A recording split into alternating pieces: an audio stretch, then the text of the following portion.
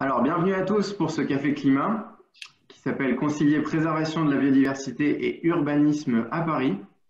Laissez-moi dans un premier temps vous présenter l'Agence parisienne du climat qui est l'organisateur de cet événement.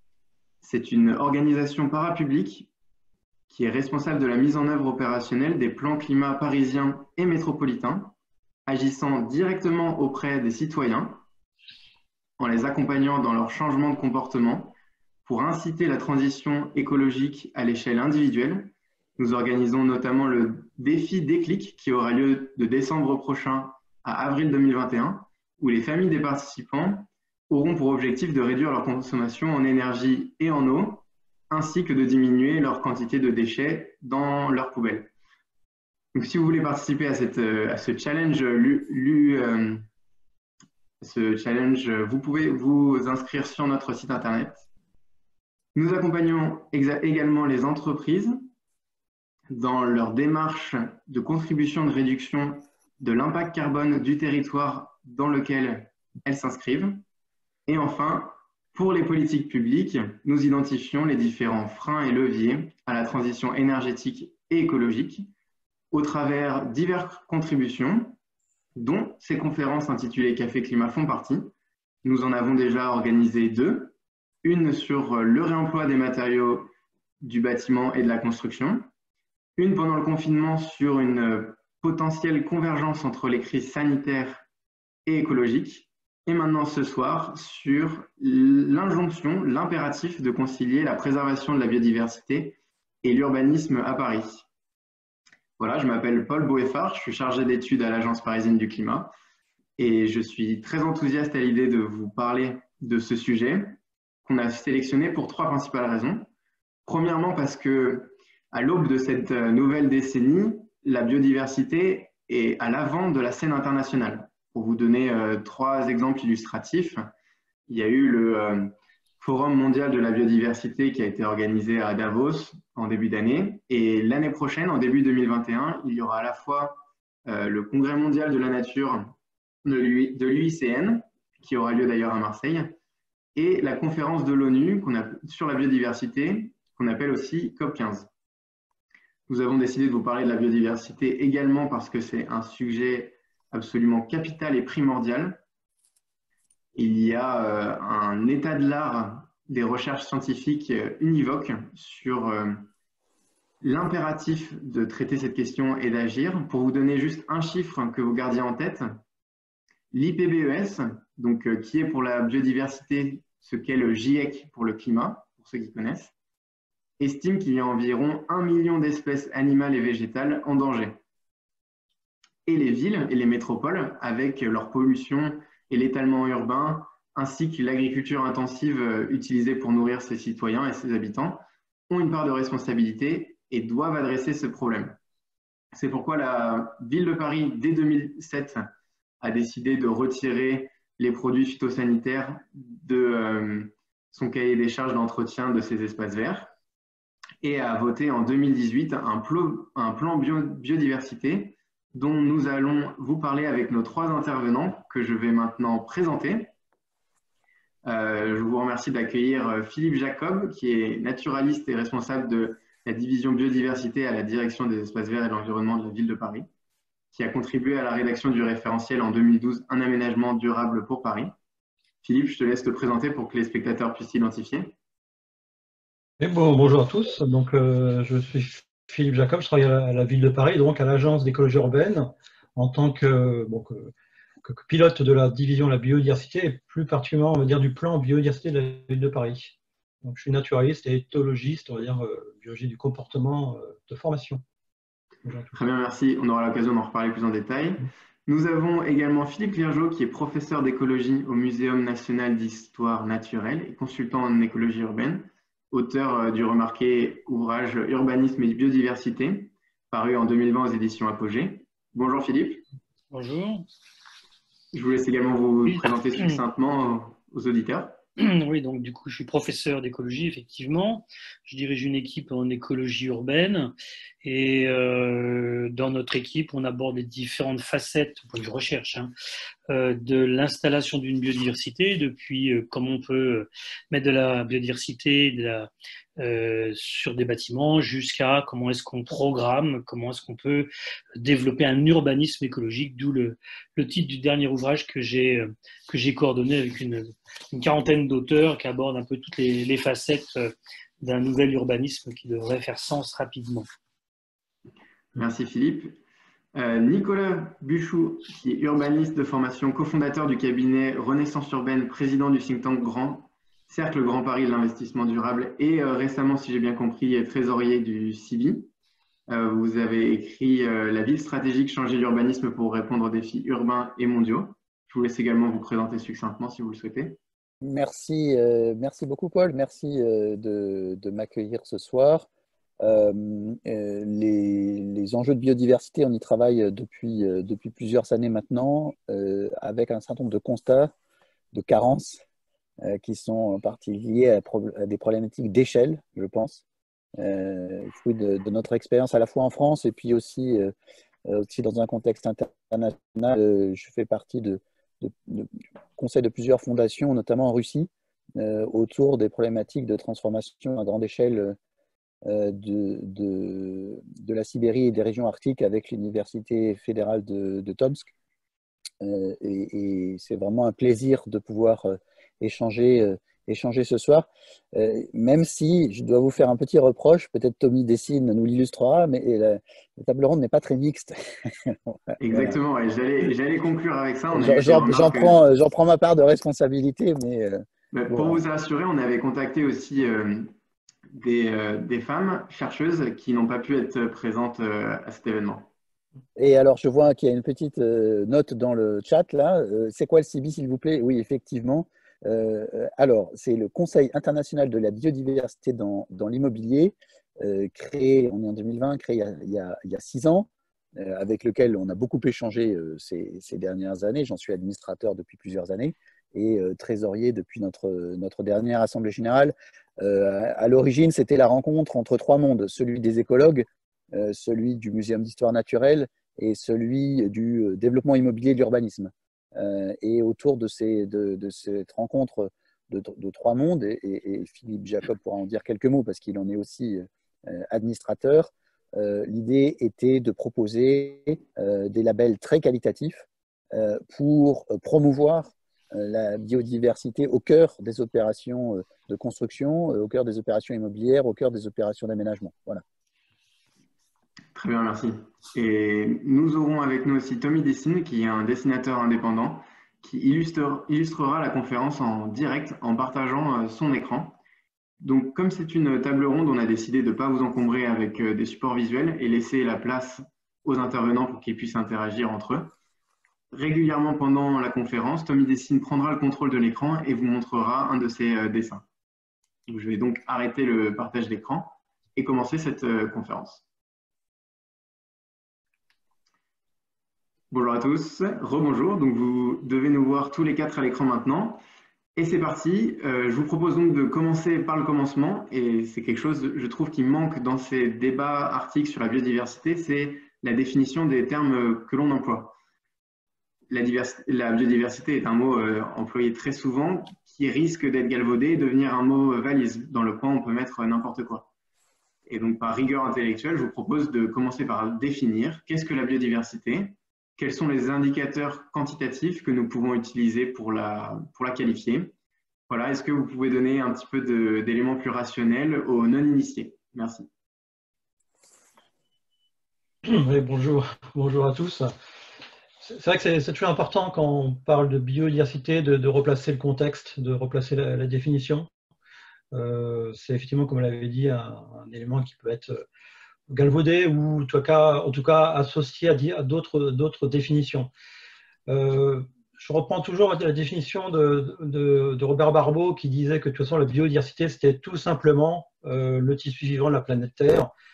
J'ai aussi toujours l'occasion de le dire en disant c'est quelques centimètres sous terre et puis quelques centimètres, quelques mètres au-dessus, hein, quand on parle de biodiversité terrestre, c'est le sol et puis les arbres. Après, voilà, après, par extension, il y avait sur des exceptions.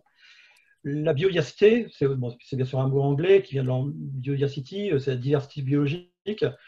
Elle a été mise sur le devant de la scène de façon très officielle dès les années, la fin des années 90, début des années 90, pardon.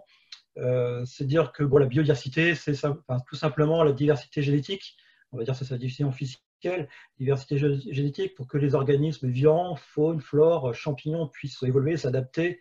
Et ça c'est le cœur du vivant sur notre planète.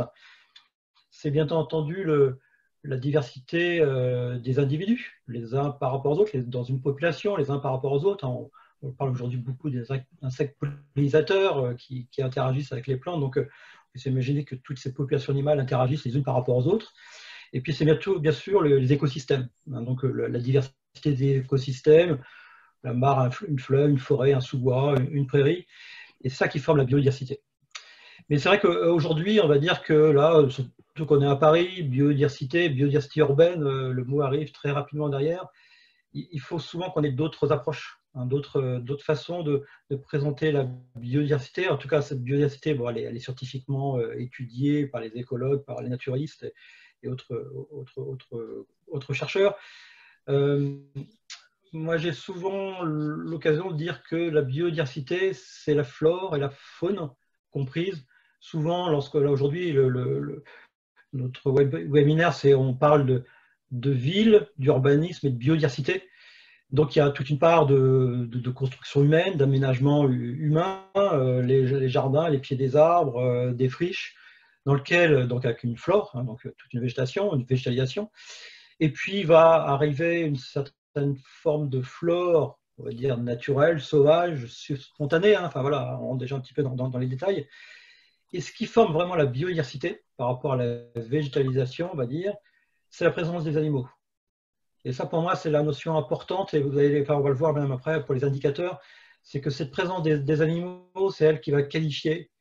Souvent, comme je dis, bon, on peut le dire, souvent la végétation, on peut le planter, on peut l'aménager en agriculture, en paysage, sur une terrasse, souvent la végétation, on peut la planter, on peut l'implanter, on peut laisser pousser, mais les animaux vont venir, on va dire, quasiment spontanément, parce qu'ils le veulent bien, parce qu'ils vont venir trouver gîte, couvert, source pour leur nid et pour faire élever leurs jeunes. Donc la notion d'animaux, de faune, est très très importante, et c'est ça souvent qui est oublié, enfin qui montre qu'on a des milieux vivants, et c'est ça la biodiversité. Et juste pour finir, dans nos interventions, lorsqu'on écrit le plan biodiversité et autres, moi, j'emploie 3 mots en fonction du public, en fonction de ce que l'on veut montrer. Je viens de dire le mot végétalisation. Donc, quand on est en ville, on végétalise pied d'immeuble, cour d'immeuble, une terrasse, un jardin. On va faire des traits sur des cartes. Après, on va créer de la nature. Les besoins de nature, donc là, on l'a vu au moment du confinement, les gens disaient, oh, voilà, j'ai besoin de nature, j'écoute la nature, je vois plein de choses, j'entends, j'ai besoin de sortir dans les espaces verts, et on a bien vu toute cette question autour des espaces verts. Et puis arrive la biodiversité, en fait, en 3e ligne, enfin bon, et c'est celle que l'on vise aujourd'hui. Et quand on parle d'indicateurs, il faut vraiment avoir ces trois niveaux-là de discussion, et c'est nous sur lesquels on travaille aujourd'hui. Enfin, voilà, en fonction, comme on dit, indicateur, ça répond à une question, ça répond à la question de la végétalisation, ça répond à la question de la nature, et puis après, ou au début, hein, enfin, il n'y a pas d'ordre de choix en fonction de qui pose la question en termes de biodiversité. Donc voilà, je dirais un peu comme clé d'entrée quand on parle de biodiversité, comment on peut déjà brosser le décor. Donc, je sais pas, ouais, voilà. Si je peux compléter.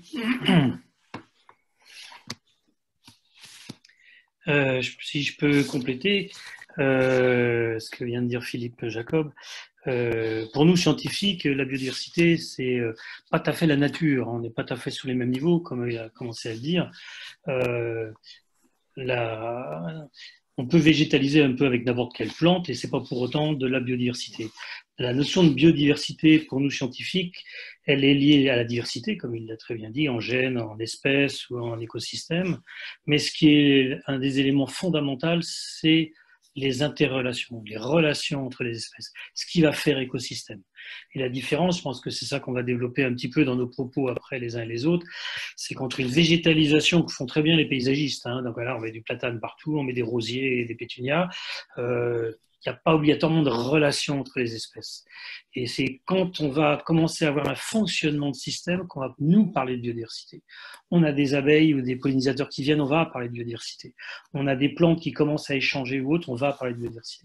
Donc voilà, on a dans les termes, effectivement, le terme de biodiversité est de plus en plus galvaudé. Hein. Maintenant, nature et biodiversité, c'est souvent la même chose. Pour nous, c'est pas pareil. Hein. C'est voilà, la nature, des nuages ou un volcan ou une bestiole, c'est de la nature si on veut. Nous, dans la notion de biodiversité, on a ces idées de diversité aux différentes échelles, encore une fois, comme a dit Philippe, et puis des relations qu'il y a entre ces espèces qui vont faire biodiversité, qui vont faire le tissu, pour reprendre effectivement le terme de Robert Barbeau. Si je peux, juste en complément, moi je voudrais apporter un angle un peu, peut-être un peu différent. Le premier, ou complémentaire plutôt. Le premier, c'est de dire que de plus en plus, moi, si on se place d'un point de vue urbain en ville, la biodiversité, elle se définit un peu en creux. C'est-à-dire, on parle d'érosion de la biodiversité, on parle de perte de biodiversité. Et on a l'impression un peu qu'on est en train de nous retirer le tapis sous les pieds et que la biodiversité est quelque chose qui disparaît. Alors c'est vrai que les menaces sur les espèces sont en augmentation, qu'il y en a qui disparaissent. Le rapport de l'IPBES l'année dernière était sans équivoque à ce sujet. Mais en même temps, je pense qu'on a tendance peut-être, nous autres urbains, à être parfois un peu prétentieux, c'est-à-dire à imaginer que nous sommes un peu le centre du monde de la biodiversité, ce qui n'est absolument pas le cas. L'impact de l'homme sur les systèmes naturels et en particulier végétaux, animaux, l'ensemble auquel on fait partie est considérable, mais l'homme est un élément dans la biodiversité. Et moi, je veux dire là tout de suite que, notamment quand on parle de biodiversité urbaine, on a souvent tendance un peu à réduire les choses et à vouloir rentrer dans une construction où c'est bon, bah, on a détruit la biodiversité, bah, on va la reconstruire. Je pense que ce n'est pas du tout ça, ce qui est en question, et que il faut réussir à passer d'une biodiversité en creux, érosion, etc., à une biodiversité, non pas que l'homme va reconstruire, mais une biodiversité dont l'homme va pleinement prendre conscience. Et là, c'est pas neuf tout ça, mais on a vraiment, je pense, un cheminement à faire, à la fois en termes de connaissances, mais aussi en termes de partage, pour que l'on prenne conscience pleinement de ce que signifie cette biodiversité dont finalement les villes sont un des territoires et dont les hommes sont un des maillons. Ok, très bien, merci. Suite à cette première partie, je vous pose juste deux questions qu'il y a dans le chat. La première sur une définition quantitative de la biodiversité. Est-ce que vous avez plus d'informations dessus? Et la deuxième, c'est est-ce que la biodiversité, c'est le fait d'avoir le plus grand nombre d'espèces ou de laisser les espèces sauvages, entre guillemets, s'implanter en ville?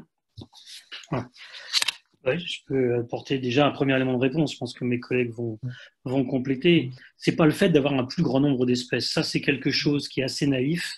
Hein, où pendant longtemps, on a dit il faut avoir beaucoup d'espèces, il faut avoir de la biodiversité. Il faut avoir une diversité d'espèces. On n'est pas obligé de viser un maximum d'espèces. On n'aura jamais énormément d'espèces.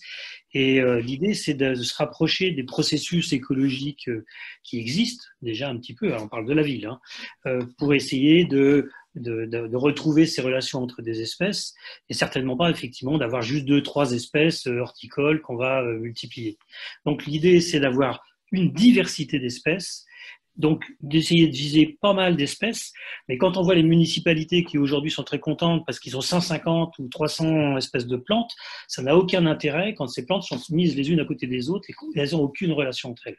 Donc, voilà. Donc l'idée, c'est pour avoir cette notion de biodiversité, soit on a, ce qu'on ne sait pas bien faire aujourd'hui, c'est des plantes horticoles qui ont des cohérences, des relations entre elles, soit effectivement on va permettre à pas mal d'espèces sauvages de venir s'installer aussi et de compléter un peu la façon dont on fait nos plantations. c'est-à-dire aussi bien des couvre-sols, des jeux de strates, etc., qui vont après, comme l'a dit un peu Philippe tout à l'heure au début, qui vont accueillir à leur tour après des insectes, puis des prédateurs, puis etc., etc. Et donc on reconstruit des chaînes alimentaires. Donc du coup, donc dans la notion de biodiversité, il n'y a pas obligatoirement la notion quantitative. Hein. Dans le désert, on a très peu d'espèces et on a des fonctionnements de système. On a la même chose au pôle. Hein. Évidemment, dans les tropiques, on a énormément d'espèces. C'est complètement lié aux habitats et là où on est. Et je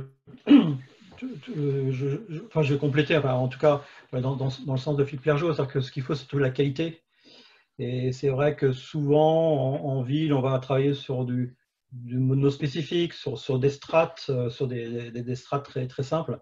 Et le but du jeu, c'est d'avoir de nombreuses sortes de milieux, enfin, dire, d'avoir une mare, une prairie, un sous-bois, enfin, des arbustes, des sous-bois, des arbres. Et c'est ça qui va faire la richesse et donc la qualité, et non pas spécialement la quantité, comme on vient de le dire, quoi. Et nous, on travaille, enfin voilà, nous, les réseaux, enfin, que ce soit la ville, l'Île-de-France et les chercheurs, sur ce petit strat, peut dire qu'il faut que les espèces bougent, se déplacent, et comment on ne peut pas recréer de toute façon tous les milieux, donc on peut leur donner un maximum d'endroits pour pouvoir vivre, survivre. Et donc c'est en faisant du multi-milieu, enfin les milieux le plus variés possible. Et de toute façon, on ne recréera pas. Hein. Si l'oiseau ne veut pas venir, l'insecte ne veut pas venir, on mourra sur place, on n'y pourra rien, quoi. Donc c'est surtout la qualité que la quantité, ça c'est clair. Parce que déjà, on est dans des milieux aussi qui sont potentiellement pauvres. Hein. En milieu métropolitain, ce n'est pas beaucoup d'espèces. Aujourd'hui, on parle d'une espèce de frelon, hein, le frelon européen, donc, qui a évolué de milliers d'années, et puis qui aujourd'hui, des fois, avec le frelon asiatique qui arrive. Donc voilà, on a très peu d'espèces, alors potentiellement très peu d'espèces, hein, quelques milliers quand même à chaque fois, mais il faut qu'il y ait une variété de milieux, ça c'est clair, une qualité de milieu. Moi, je vais peut-être, je pense que spontanément, on associe souvent les enjeux de biodiversité avec, effectivement, comme je disais, je crois que c'était Philippe Clergeau tout à l'heure, les enjeux de nature. Bon, on ne va pas rentrer ici dans des détails de définition ou sémantique, mais par contre, c'est intéressant parce que souvent, on oppose la nature à l'artificialisation. Et je pense que, j'imagine qu'autour de la table ce soir, dans le public, les gens sont aussi informés que nous. Et cette artificialisation, depuis quelques années, c'est plutôt d'ailleurs une bonne nouvelle, à l'échelle nationale, à l'échelle régionale en Île-de-France, mais dans les autres régions aussi, à l'échelle européenne, la notion de zéro artificialisation nette, aujourd'hui, est inscrite dans la loi. Alors, il y a beaucoup de débats encore.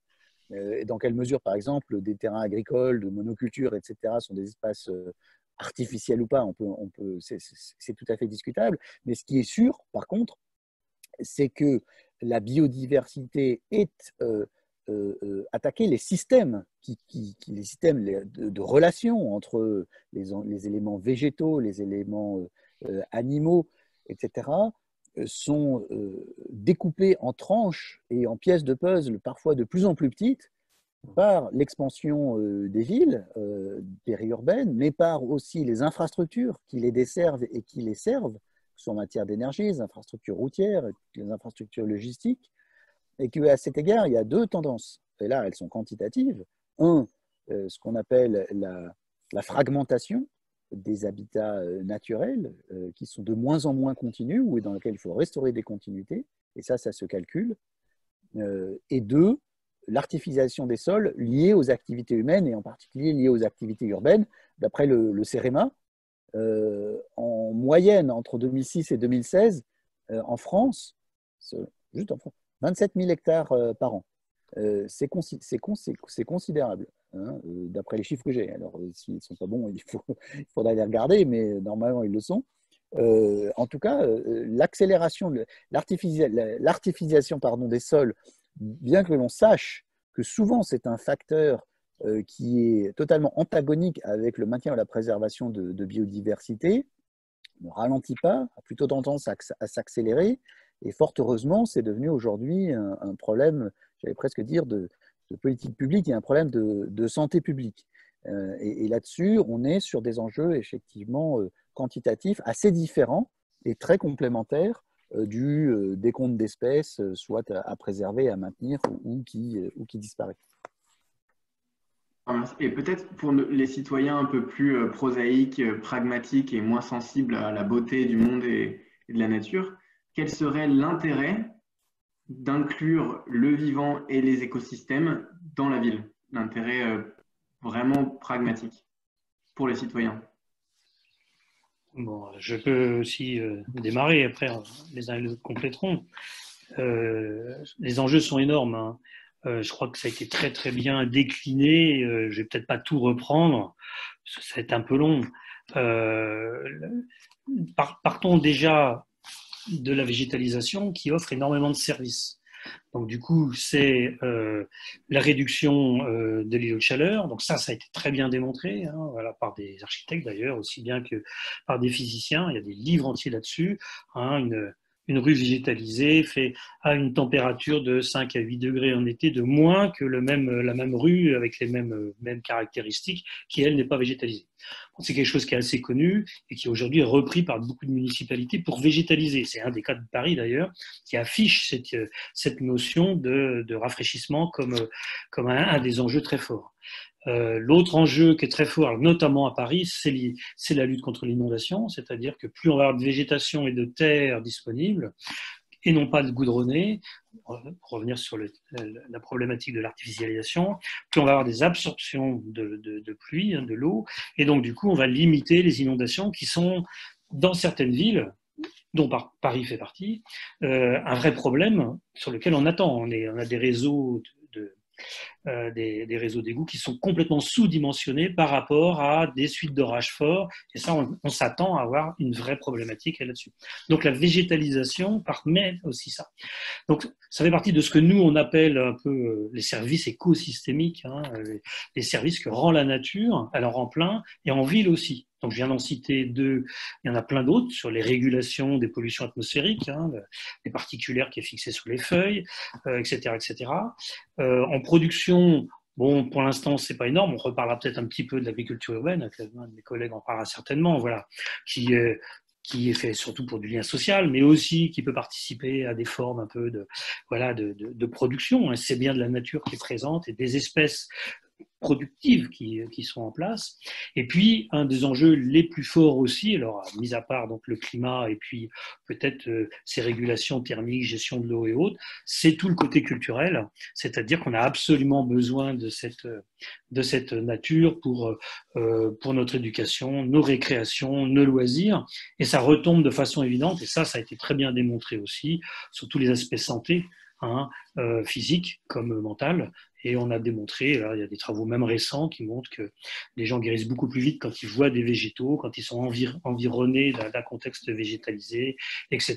Et il y a des travaux en ce moment, en France et aux États-Unis, sur l'aspect psychologique, donc pas simplement l'herbothérapie que vous connaissez tous, enfin, voilà, on embrasse les arbres parce que ça nous fait du bien, mais il y a aussi tout un aspect psychologique et profond qui rejoint ce qu'on appelle la biophilie, que Philippe a évoqué un peu tout à l'heure aussi.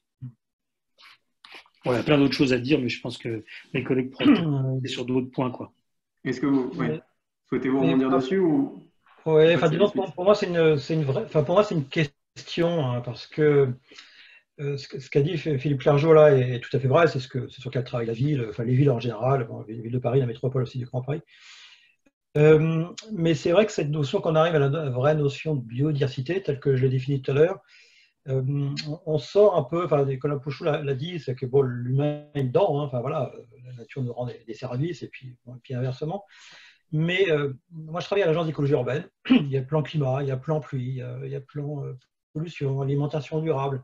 Tout ça, il y a des résultats et on vient voir, hein, voilà, la pollution, les inondations, enfin bon, la canicule. La nature joue des rôles en cette faveur, en faveur des humains. Mais par contre, pour arriver jusqu'à la notion de biodiversité, c'est toujours difficile. Et pour moi, c'est une vraie question. Comment arriver à cette notion de protection de la biodiversité, parce que c'est pas commercial, il y a pas, je vais pas changer une chaudière et tout de suite je vais avoir des économies d'énergie, je vais végétaliser mon bâtiment, mais pour une certaine forme de nature, de biodiversité, pour aider la migration des oiseaux, des chauves-souris, des insectes, des plantes aussi bien entendu. Et ça, c'est vrai que c'est une vraie question. Pour l'instant, on n'a pas trop de réponses. Hein, on a les réponses peut-être pour le fleuve, on voit bien, voilà, un fleuve qui est canalisé va empêcher le poisson de passer, et puis va empêcher les pêcheurs de pêcher les poissons qu'ils veulent, ou le saumon. Alors, bon, pour l'instant, c'est des bons exemples. Mais c'est vrai que quand je dis voilà, que la ville est une barrière pour la migration des chauves-souris, bon, tant qu'il y a un enjeu, voilà, espèce protégée, symbolique, avec un gros enjeu environnemental et patrimonial, ça va concerner un certain nombre de personnes. On va l'expliquer, point de vue pédagogique, hein, on le fait, on fait des sorties, on fait des miniatures et autres, on montre tout ça, c'est toujours des effets très positifs. Par contre, pour développer ce sentiment pour les citoyens, et quand je dis les citoyens, c'est même les politiques, hein, c'est pas évident. Enfin, pour moi, c'est une question, c'est une vraie question. On l'explique, on le montre, on le développe, on développe ce qu'on vient de dire, bon, les trames vertes, trames bleues, on dit voilà, ici c'est un îlot de biodiversité, et c'est comment le valoriser. Et c'est vrai que c'est pas évident. Enfin, pour moi, c'est une vraie question que je me pose dans mon quotidien. Voilà, juste un petit complément, Philippe. C'est vrai que bon, moi, j'ai pas fini mon propos parce que c'était. Il y a effectivement toute la biodiversité pour elle-même. Hein. Bon, c'est ce que tu viens de développer un petit peu. Mais donc là, on est d'accord. Mais c'était la question était par rapport aux gens qui sont un peu voilà, sceptiques et tout. Alors le pas, pour répondre un peu à ta question, la tendance que moi j'ai pour répondre un petit peu à la nature et la végétation nous rend les services dont j'ai parlé, sans obligatoirement avoir cette notion de biodiversité. Je suis d'accord avec toi, c'est ça que tu sous-entends un petit peu. Et pour passer à cette notion de biodiversité, il y a la notion de durabilité du système. Et moi, je défends beaucoup cette idée de dire, par exemple, le platane, il n'y a pas de souci, on ne fait pas mieux comme arbre dans la ville. Hein. Il supporte tout et il nous rend la plupart des services que j'ai cités tout à l'heure. Seulement, c'est une monoculture, c'est très fragile. On n'a pas la diversité qui va permettre de réagir, d'avoir une résilience, par exemple, comme on dit, à un accident climatique ou sanitaire. Donc c'est bien la diversité en arbres dans la ville qui va permettre d'avoir aussi, de tamponner un petit peu et de donner une durabilité un petit peu au système de plantation. Et quand on va passer à cette biodiversité, si derrière ça, on a la notion aussi de fonctionnement, c'est d'autant plus fort, c'est que ces espèces-là, elles communiquent. Hein. Maintenant, on sait que nos arbres communiquent avec les mycorhizes, on sait que voilà, nos oiseaux, enfin bon, tous, on ne va pas débattre de tout ça, mais et le passage, alors c'est vrai que c'est pas très simple, parce qu'on pourrait se contenter d'avoir juste quelques espèces qui nous rendent plein de services. Mais le passage à cette notion de biodiversité, de se rapprocher de cette notion d'écosystème, de complexité, hein, ça j'avoue que c'est évidemment excessivement difficile à faire passer, c'est bien plutôt une notion de rentrer dans une durabilité de système que ne fournit pas aujourd'hui des plantations d'espèces ornementales ou les arbres qu'on a aujourd'hui dans la ville. Voilà, enfin, c'est un peu schématique, mais l'idée, elle est un peu là, pour répondre un petit peu à l'interrogation de Philippe. En complément, je voudrais mettre l'accent sur aujourd'hui, on a presque une surabondance de cadres de travail autour des enjeux de biodiversité. C'est-à-dire que c'est devenu clairement une problématique, elle est parfois diffuse, elle est parfois multiforme, mais c'est vraiment un enjeu, je pense, auquel on est tous sensibles. Alors parfois ça se réduit à de la nature, parfois ça se réduit à des ruches, et les ruches en ville, si c'est que telle sorte d'abeilles, c'est pas bon pour les abeilles en général, etc. Mais globalement, je pense que c'est vraiment une problématique qui est là sur la table de manière très forte. Après, dans le détail, quand on regarde aujourd'hui par exemple en Île-de-France, on a un plan biodiversité de la ville de Paris, plan de biodiversité 2018-2024, avec un certain nombre d'actions qui sont très clairement là vraiment orientées plutôt citoyens et mobilisation. On a une stratégie régionale pour la biodiversité qui a été adoptée elle en 2019, 2020-2030, qui je trouve est aussi intéressante parce qu'elle connecte les enjeux de biodiversité plutôt je veux dire, avec une vie en milieu urbain avec la santé et le lien entre santé et nature à toutes échelles, y compris en termes de santé publique. Le lien entre la biodiversité et les enjeux économiques, qui est une vraie question. Le lien entre la biodiversité et l'aménagement du territoire, et enfin la protection de la nature proprement dite. Ce qui est intéressant, je pense, avec les enjeux de biodiversité, c'est qu'on est en train de passer d'une approche plutôt de conservation préservation. Il ne faut pas toucher la nature, attention. Et puis, il y a, je dirais, les activités humaines de l'autre, la nature de l'autre. Et ça reste tout à fait d'actualité, mais en même temps, on voit bien que la protection de la nature en tant que telle s'inscrit dans un ensemble plus vaste de politiques et de mesures à mettre en œuvre. Après, en Île-de-France, il y a aussi l'échelle métropolitaine avec un appel à projet. La métropole du Grand Paris s'en est saisie avec plutôt là, une forme d'appel à projet. Et puis, évidemment, il y a la politique de l'État avec la mise en place aussi de l'Office national pour la biodiversité. Et c'est vrai que là, pour le coup, il y a une vraie marge de progrès. Je déplace un tout petit peu le champ de notre discussion, mais une vraie marge de progrès parce qu'on a d'un côté un accroissement fort, on va dire, de la conscience citoyenne et à la fois de besoins en se disant, avec la marche de l'urbanisation et avec ce mode de vie de plus en plus urbain, de pouvoir conserver un lien avec la nature et de retrouver de la nature en ville, si possible, au pied de notre immeuble. Et ça, ce n'est pas forcément incarné de manière très simple dans les politiques qui sont mises en œuvre, aussi bien par l'État que par les collectivités. Ce qui me conduit à dire que pour que les approches en matière de biodiversité soient complètes, on a aussi besoin que, aux côtés des collectivités qui sont des acteurs majeurs, je pense qu'à l'échelle locale, qu'on soit à l'échelle urbaine, municipale ou d'arrondissement à Paris, ou à l'échelle régionale, par exemple, on a besoin des acteurs privés, je pense notamment là aux entreprises, pas simplement aux entreprises du bâtiment, de la construction, de l'immobilier, aux entreprises en général.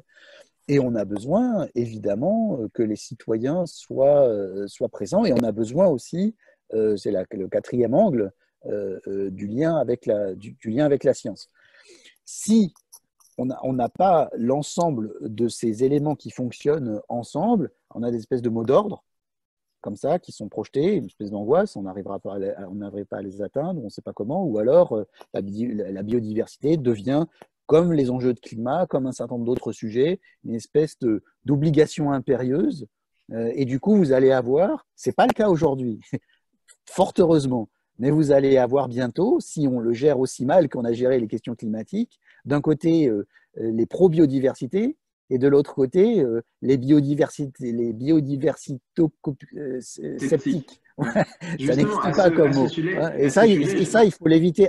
Je pense qu'on est dans un moment où on peut encore éviter qu'il y ait des biodiversités sceptiques. Ouais. Mais à ce sujet, le clivage entre la perception des habitants des villes et des campagnes de la biodiversité est absolument structurant. Il y a un directeur de recherche au CEVIPOF qui s'appelle Daniel Blois, qui analyse par exemple que le vote écologiste a très peu d'ancrage dans le monde rural.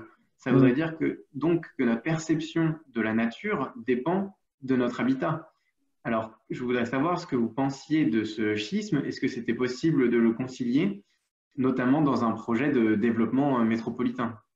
Alors, je vais rebondir là-dessus. La logique derrière, plus on est proche de la nature, moins on s'en soucie d'une manière politique, du moins. Je vais rebondir là-dessus et puis je laisserai très vite la parole aussi à Philippe et à Philippe. Je ne suis pas tout à fait d'accord avec ça. C'est-à-dire que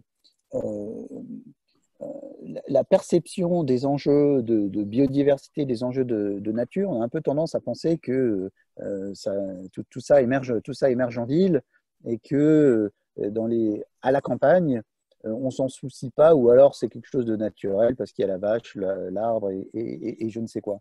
Je pense que ce n'est pas tout à fait le cas et que de la même manière que la ville qui fonctionne un peu comme un système technique s'est éloignée de la nature, de la même manière, une partie de notre agriculture fonctionne comme un système technique qui utilise les sols, qui utilise les ressources à sa disposition, qui les valorise aussi dans une logique de production, avec un rapport à la nature plus ou moins subtil, plus ou moins sophistiqué. Vous pouvez prendre tous les segments de l'agriculture, de la vigne à l'élevage, aux cultures céréalières et autres, je veux dire, la situation, elle n'est pas forcément extrêmement différente. Après, la perception des enjeux est probablement plus aiguë, effectivement, en milieu urbain.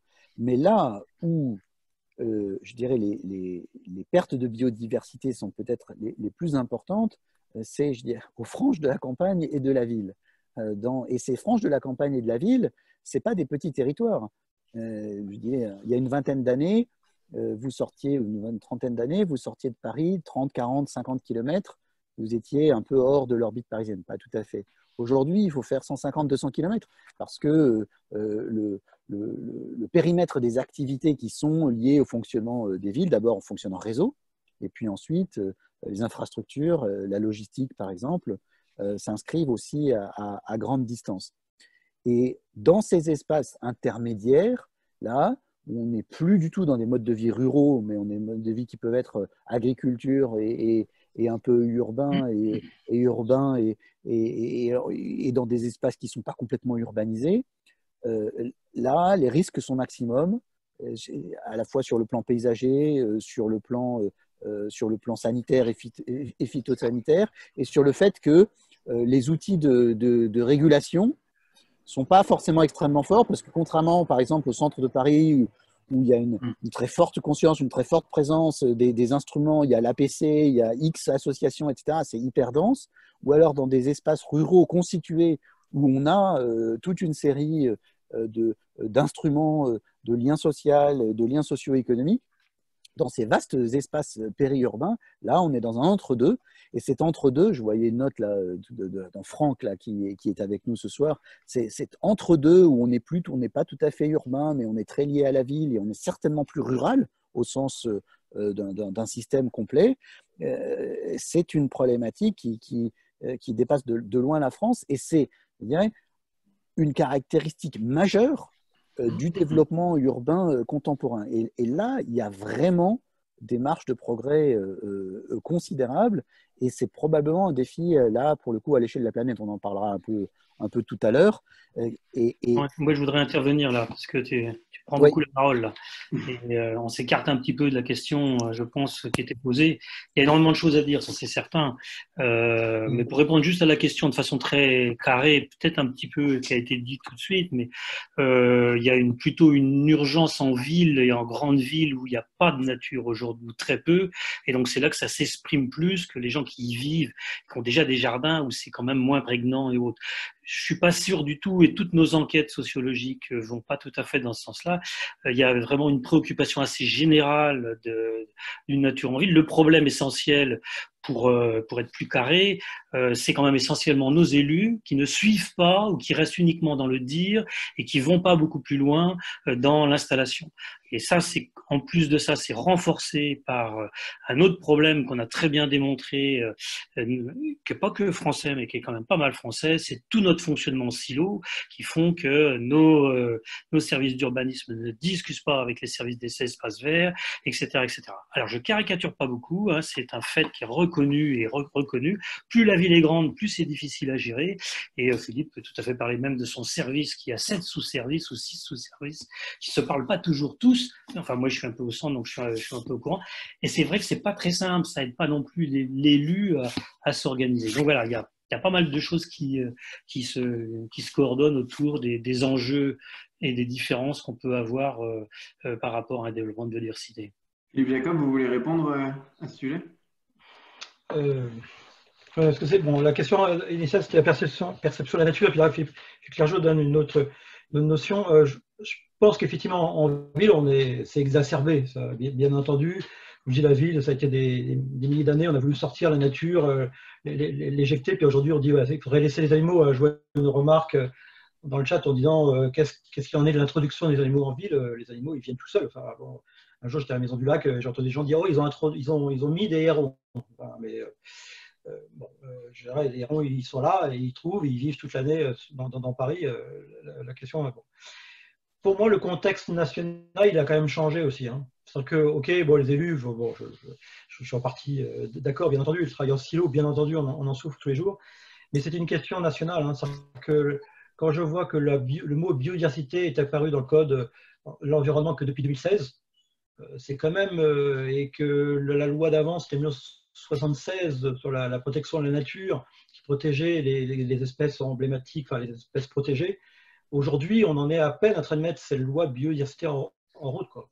Et on est en train de la mettre en route au travers des politiques publiques, politiques territoriales. Enfin bon, Nicolas Pochou parlait de la métropole, de la région, la RB, etc. On est tous en train de réfléchir à ces notions de biodiversité, quoi. Donc, c'est pas évident, hein, ce que souhaitent on va dire les Parisiens, les citadins, parce qu'effectivement, c'est pas que Paris, là, hein, il faut aller chercher effectivement la nature beaucoup plus loin, ça c'est clair. Mais je ne sais pas, moi, des espèces aussi emblématiques que la perruche à collier, hein, que Philippe Clergeau connaît bien, se dure très très bien. Moi, je reste sceptique sur cette perception. Enfin, voilà, une espèce exotique, envahissante, qui est là, qui envahit toute l'île de France. Qu'est-ce qu'aujourd'hui on en fait? Comment on la présente aux citadins? Est-ce qu'elle gêne? Est-ce qu'elle ne gêne pas? Enfin, déjà, il y a des discussions entre scientifiques. Moi, il y a quelques années, je parlais des kangourous qui s'étaient échappés dans un parc d'un fois dans Rambouillet. Et puis on m'a dit, mais qu'est-ce que vous avez contre les kangourous? Non, j'avais rien contre les kangourous, sauf qu'effectivement, les milliers d'années d'évolution en Australie, il les retrouvait dans une forêt, voilà, au milieu naturel, la forêt de Rambouillet et autres, quelque part moins naturaliste, ça m'interrogeait. Et cette personne m'a dit, mais qu'est-ce que vous avez contre les kangourous? Rien. C'est toutes ces notions, hein, qui exacerbent en ville, quoi. Et qui fait notre quotidien. C'est la perruche à collier, c'est des plantes qu'on va mettre et qui vont être le socle de notre biodiversité. C'est le frelon asiatique aujourd'hui qui arrive. Voilà, tout ça mélangé, c'est ça l'écologie urbaine, hein. Et ça, c'est notre quotidien. Et ça, c'est clair que cette notion de perception de la nature, elle n'est pas évidente. Je veux un mur végétalisé, mais je ne veux pas les guêpes qui vont avec. Je veux une toiture végétalisée, je veux y aller, mais je veux mettre des mares, mais je ne veux pas de moustiques tir, etc. C'est tout ce sujet-là qui fait notre quotidien, quoi. Et c'est une notion de perception de la nature qui est notre quotidien. Je pense que en complément de ça, on circule en permanence entre des échelles très locales et puis et d'autres échelles. On circule de la même manière que les espèces circulent entre échelles. De la même manière, la problématique circule. Et pour réussir, je dirais comment on pourrait dire, la biodiversité en ville, ou pour répondre plutôt aux multiples défis qui sont posés aujourd'hui par l'érosion de la biodiversité, je pense qu'on a besoin d'agir en ville, vraiment en ville, mais on a aussi besoin que les villes, ensemble, puissent agir à d'autres échelles. C'est vraiment ces doubles problématiques. Et pour justement, ça, sur une question d'échelle, je me demande comment concilier des efforts de préservation de la biodiversité, qui est en fait un enjeu ultra local, préservation d'une espèce endémique sur un territoire, avec justement des consortiums et des engagements et des stratégies nationales, même multinationales, comme vous pouvez représenter. Quel est votre avis là-dessus? Finalement, j'aimerais vous entendre tous les trois sur en fait la stratégie un peu tripartite. C'est quels outils, pour quels acteurs, à quelle échelle? Je veux pas monopoliser la parole parce que c'est plus intéressant quand on parle à plusieurs. Si Philippe Clergeau veut démarrer, Philippe Jacob, je prendrai la suite.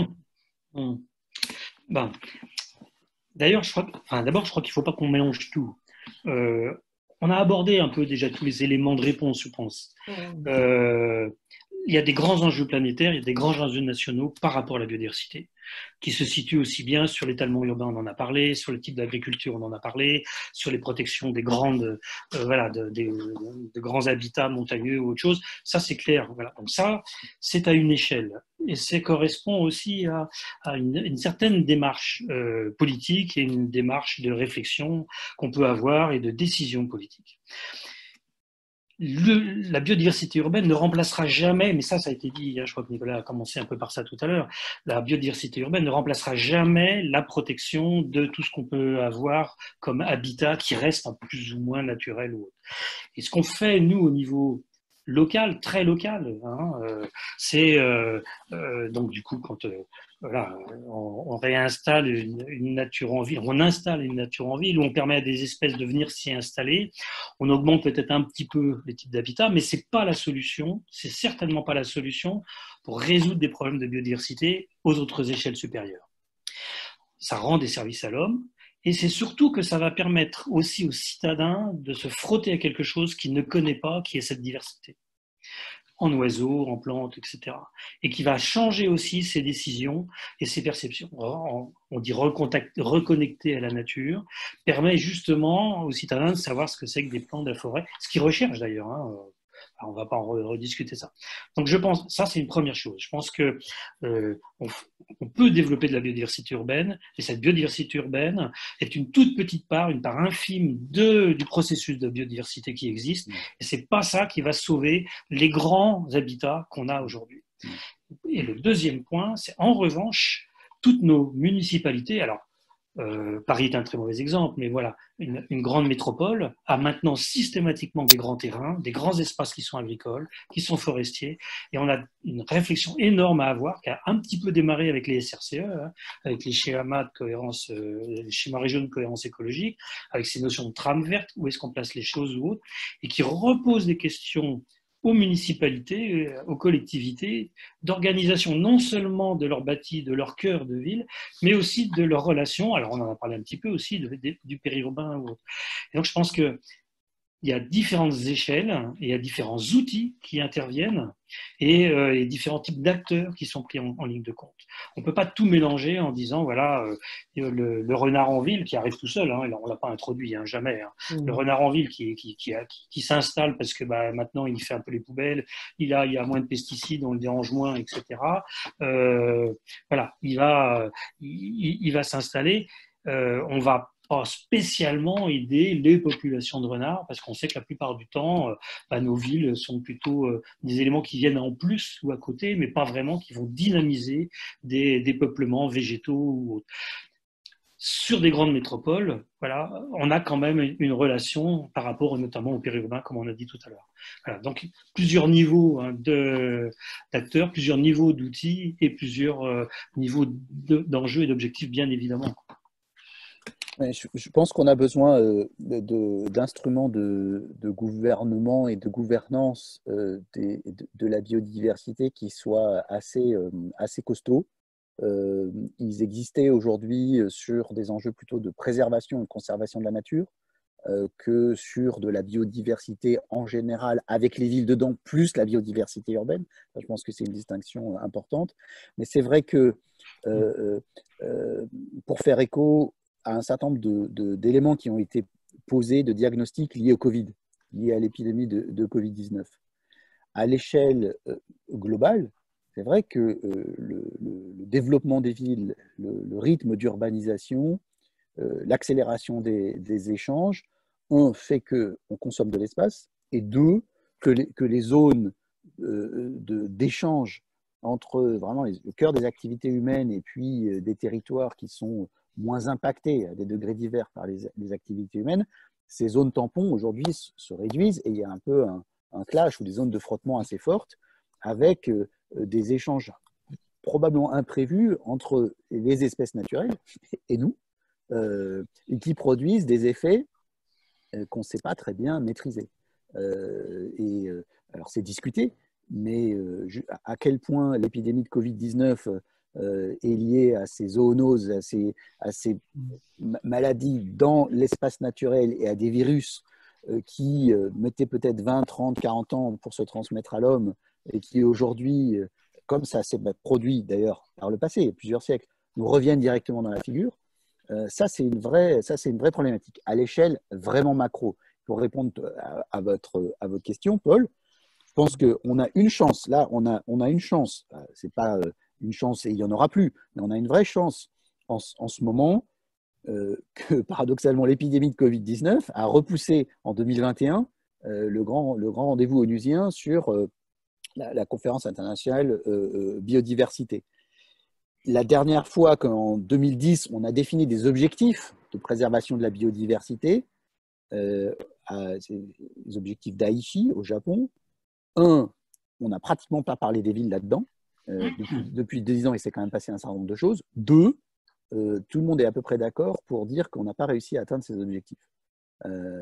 3, si on fait la même chose dans les 10 prochaines années, aussi bien les objectifs de développement durable que de manière très concrète, la qualité de vie en ville au quotidien, je pense qu'on refait ce Café Climat dans 10 ans, les constats seront beaucoup plus douloureux et beaucoup plus pessimistes.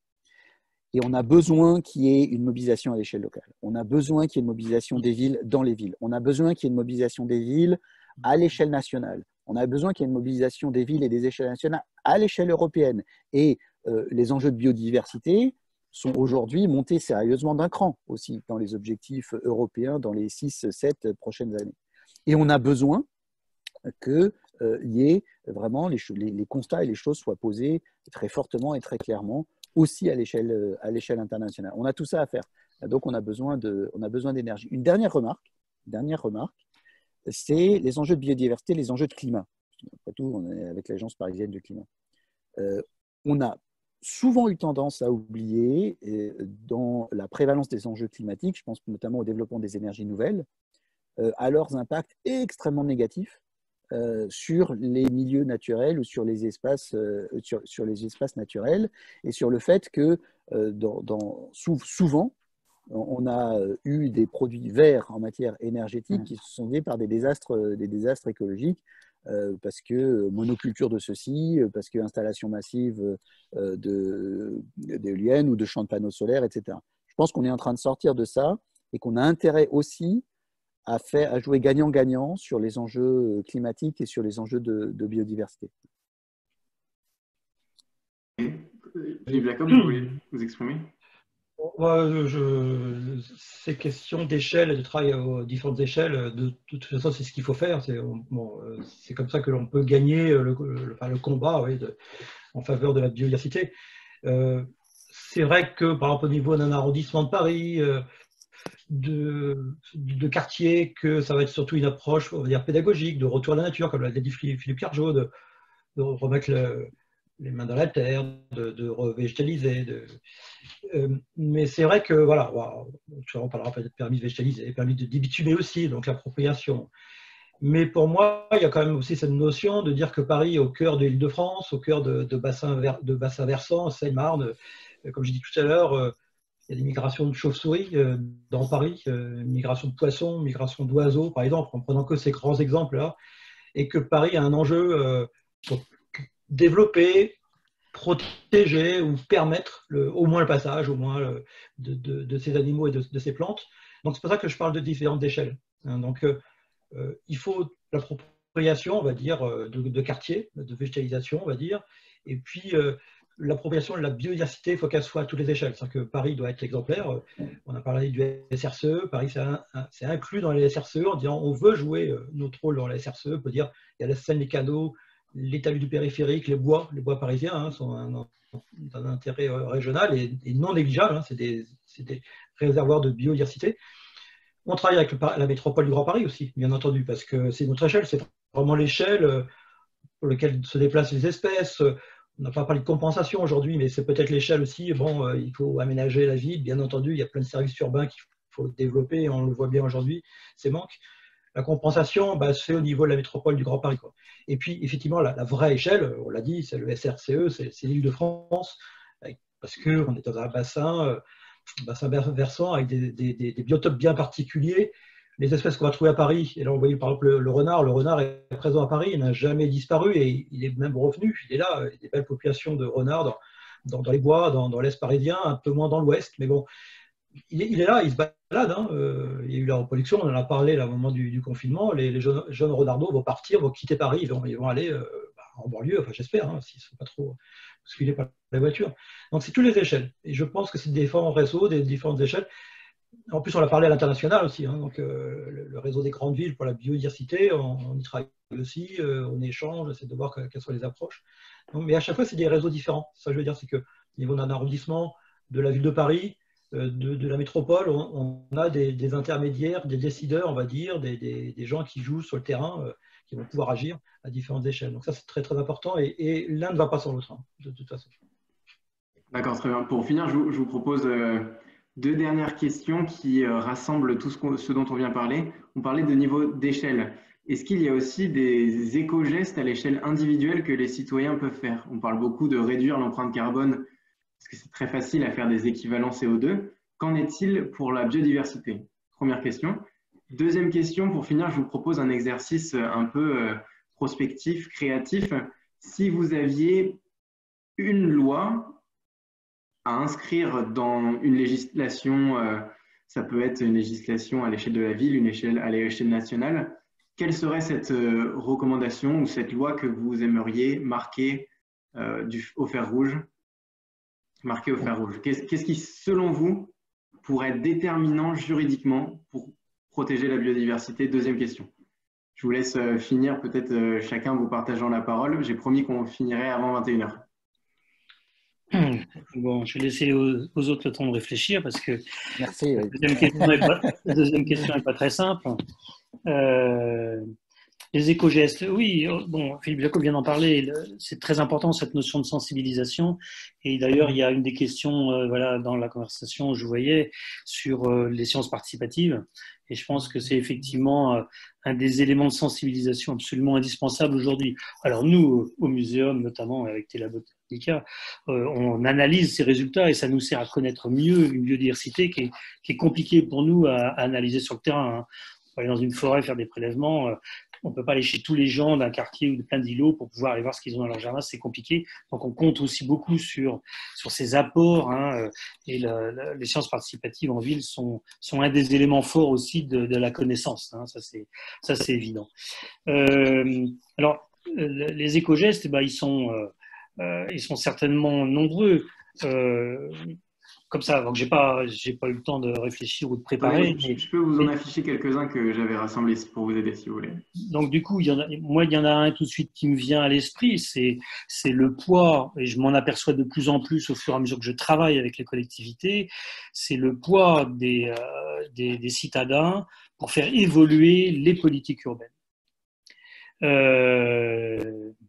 Il fait du lobbying en fait citoyen, le meilleur éco-geste pour la biodiversité. Si on veut, je prends l'exemple de Rennes, qui a refusé pendant 4 ans, alors je prends l'exemple de Rennes parce qu'on n'est pas à Rennes et que c'est peut-être plus facile d'accuser, je connais très bien, donc voilà. Tout un quartier décide de planter dans les trottoirs, il y a 20 ans. Voilà. Le maire refuse complètement, il a refusé pendant 4 ans à 6 demandes des 2 associations qui étaient présentes. Il a fini par craquer et il a fini par leur donner la possibilité. Aujourd'hui, la municipalité dit on est les meilleurs parce que nous, on a 2 quartiers qui sont entièrement avec des trottoirs plantés, en fin de compte, et qui s'est réapproprié la chose. Mais à l'origine, quand on connaît l'histoire, c'est bien les citadins qui ont poussé l'histoire et qui ont essayé de...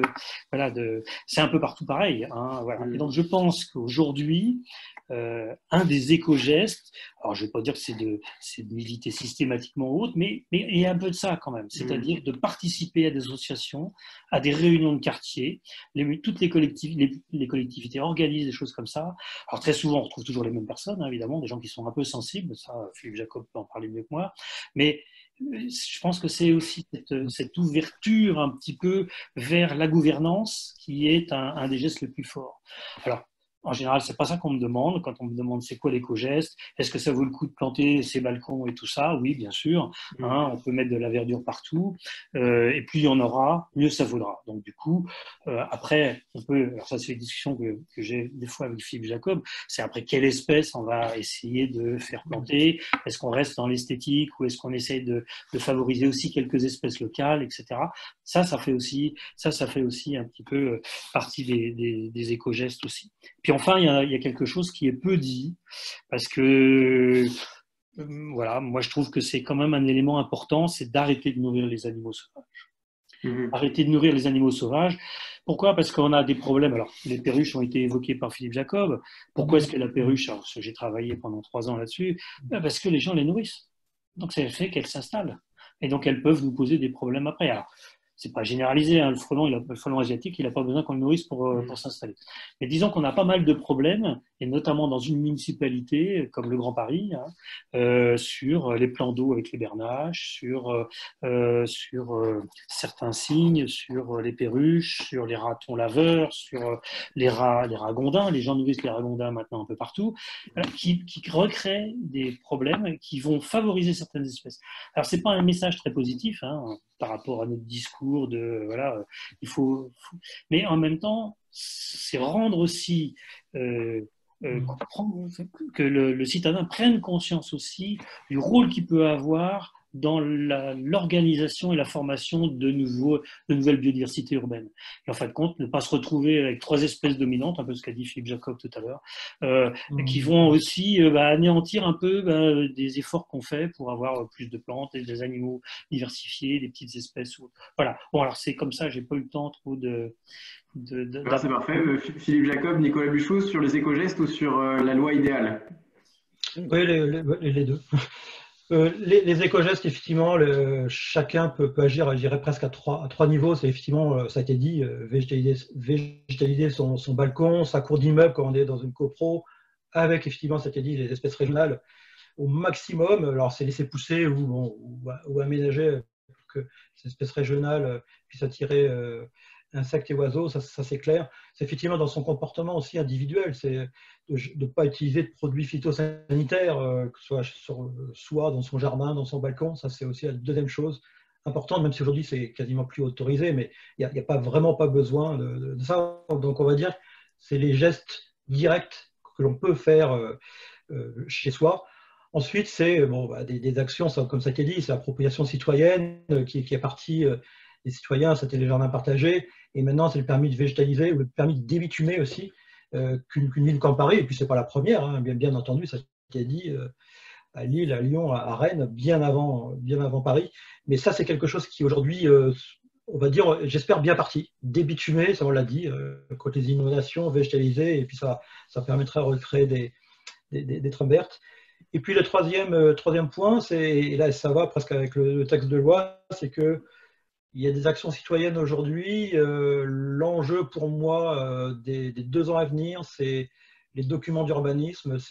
En tout cas pour Paris, c'est le plan local d'urbanisme. Il y a bientôt une concertation citoyenne, des ateliers citoyens qui vont être lancés. On tombe dans quelque chose, il faut s'investir, hein, parce qu'un document d'urbanisme, et surtout comme celui de la ville de Paris, c'est très très compliqué. Aujourd'hui, les PLU permettent quand même, est-ce qu'on change un petit peu le paradigme de l'environnement. Et voilà, à partir du mois d'octobre, il va y avoir des ateliers citoyens. Et pour moi, le texte de loi, hein, c'est, je dirais presque d'obliger les villes à avoir des enjeux de biodiversité inclus dans leur plan local d'urbanisme. Et puis, ça serait pour l'Île-de-France un SRCE prescriptif. Il faut savoir qu'aujourd'hui, le SRCE, dans lequel on s'est tous impliqués, que ce soit les scientifiques, les villes d'Île-de-France, on est juste dans d'autres documents, de prise en compte. Et je pense qu'il faut, je suis sûr, en tout cas pour avancer, parce que c'est par le haut, que ces notions de loi, c'est-à-dire obligé de prendre en compte la biodiversité dans tous les projets d'urbanisme, d'aménagement, et puis après, si on peut arriver jusqu'à des permis des parcelles, ça serait l'idéal, en tout cas, c'est ce qu'on va arriver. Et c'est les PLU et puis le SRCE plus prescriptif. Donc ça, c'est clair que ça nous aiderait vraiment dans notre quotidien et pour les villes, notamment comme Paris, mais pas uniquement, hein, Lyon et autres. Monsieur Buchou, je vous laisse donc le mot de la fin. Si vous aviez majorité au Sénat et à l'Assemblée nationale, quelle serait la loi que vous aimeriez voir passer? Et les éco-gestes, si vous avez aussi des choses à dire. Merci, Monsieur Buchou est un simple citoyen, donc mais les citoyens ont la majorité au Sénat et à l'Assemblée nationale, n'est-ce pas? Non, mais peut-être rapidement plusieurs points sur le schéma régional de cohérence écologique, le SRCE. Je pense que c'est très important parce que on oublie souvent que les enjeux de biodiversité, c'est pas simplement des enjeux qui sont localisés. Qu'est-ce qu'on peut faire sur une place, qu'est-ce qu'on peut faire au pied d'un arbre, qu'est-ce qu'on peut faire sur son balcon, etc. Mais les enjeux de biodiversité, c'est quand même beaucoup des enjeux de circulation et de passage des espèces qui peuvent être invasives, etc. Enfin, je veux dire, c'est vraiment des enjeux de circulation. Les flux de la ville, c'est pas simplement des voitures, des marchandises, des métros et autres. Les flux de la ville, c'est aussi de la végétation, des animaux, et les notions d'infrastructure verte et bleue me semblent extrêmement importantes. Alors, ce n'est pas des éco-gestes, excusez-moi, désolé, ce n'est pas des éco-gestes directement, mais je pense qu'un premier éco-geste, c'est vraiment d'en avoir conscience. Et ensuite, moi, je voudrais que le plaidoyer, ce serait que les villes, les maires ont un rôle potentiellement très important, parce qu'on est vraiment à l'interface entre la vie quotidienne et la vie locale. Et puis, la fabrication de la loi. Il n'y a pas que les maires, bien sûr, mais les maires ont un rôle très important. Et je veux juste prendre une illustration. Là, dans quelques jours, dans 3 semaines, il y a un sommet, comme il y en a tellement, des villes du G20, dont Paris est l'un des cofondateurs, ce groupe des villes du G20. Cette année, on a fait en sorte que les enjeux de biodiversité soient positionnés tout en haut de cet agenda. Et il y a un mot qui peut-être on pourrait retenir aussi, c'est celui des solutions fondées sur la nature. C'est-à-dire que c'est pas comment est-ce qu'on met un peu de nature en ville ou des choses comme ça. Ça ne peut pas faire de mal non plus. Mais c'est progressivement de recomprendre comment un certain nombre des fonctions de la ville peuvent être aussi fondées sur des processus naturels. Ce n'est pas exactement la même chose que la biodiversité au sens de la diversité des espèces, mais on retrouve là, et le point de départ de notre échange de ce soir, où on disait biodiversité et nature, ce n'est pas forcément exactement la même chose, mais ces solutions fondées sur la nature, que ce soit en matière de gestion des déchets, en matière de traitement de l'eau, en matière de chauffage, mais aussi en matière de santé. Il y a beaucoup d'enjeux là, très, très tangibles. Je pense qu'on en a besoin et de bien comprendre à quel point la biodiversité dans toute sa complexité participe de notre santé physique et de notre santé mentale. À quel point ce n'est pas un gadget de balcon. Je pense que ça, c'est vraiment des éléments extrêmement importants et comment voir on pense à en voir toute la portée.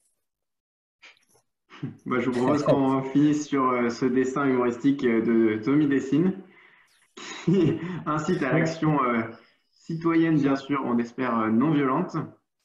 En tout cas, je vous remercie à tous d'avoir participé à ce débat que j'espère vous avez trouvé passionnant. Je remercie aussi les intervenants qui étaient très complémentaires. C'est pour ça qu'on voulait absolument vous avoir. Merci de vous être rendu disponible après votre travail de 19h30 à 21h presque. Et donc voilà, je vous laisse tous quitter le chat si vous n'avez pas d'autres questions. Et, juste, Paul, oui. Une question très, très basique. C'était enregistré ce soir, comme peut-être oui, bien sûr. Climat. Et quand est-ce qu'on pourra le retrouver sur la plateforme du PC? Oui, on diffusera sur la page YouTube de l'APC cette conférence dans son intégralité que vous pourrez partager après. Très bien. Écoutez, merci, c'était un plaisir. Merci à vous. Donc, tous les participants quittent les uns après les autres le lien Zoom et je vous laisse aussi le soin, si vous n'avez rien à ajouter, de faire également. Merci aux contributions. Merci aux contributions, parce qu'il y a un certain nombre de remarques qui étaient très intéressantes. C'est vrai. Merci à tous d'avoir contribué dans le chat. Voilà, c'était biotonique. Merci.